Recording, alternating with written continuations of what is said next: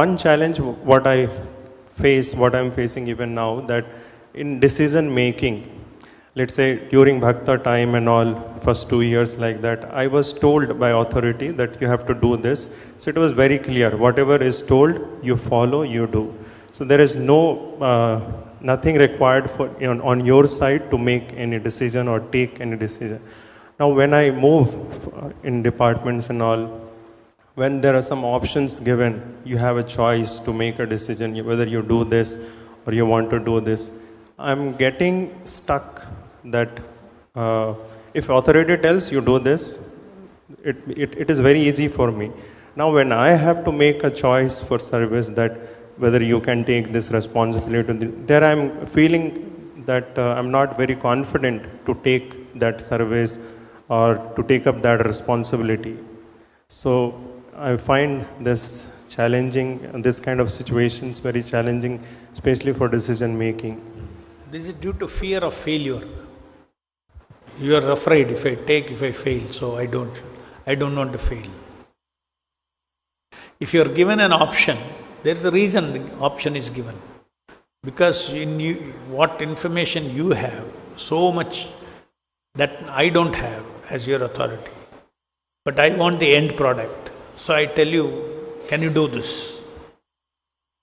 So you should evaluate yourself and make an objective decision. It is known, you make an objective decision based on your personal situation. When that decision is given to you, is no less surrender than simply, you only tell me, Prabhu, I will follow. Surrender also has a principle behind it. There is a spirit of surrender. Something is told simply to the word, executing it will not necessarily be surrender.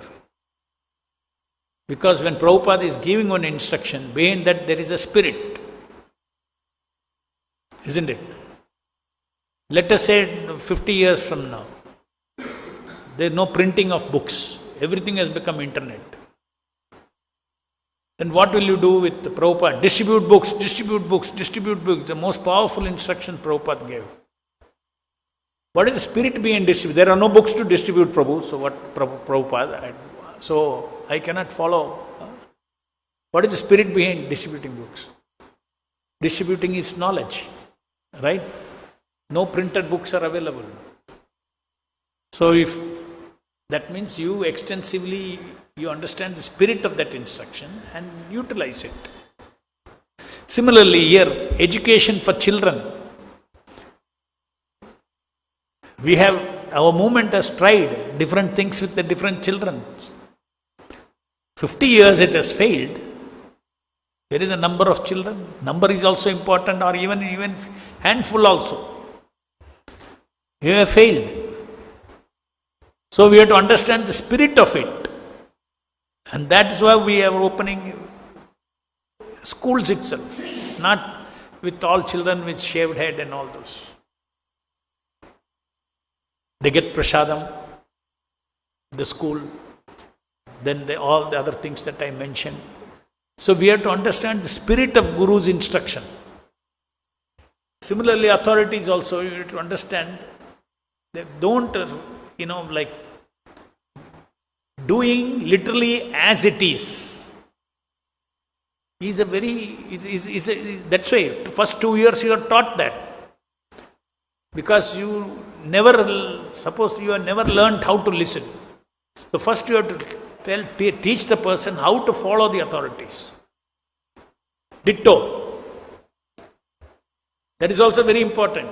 From day one, if he is using his creativity, then the first lesson is what? Ditto you follow. After that, you follow the spirit behind that. Your authority will be very happy. I don't have to tell him everything. Isn't it? All the pots have to be clean, that's all. No instruction, no further instruction. You have to figure out how to clean it, how to organize it, all those things.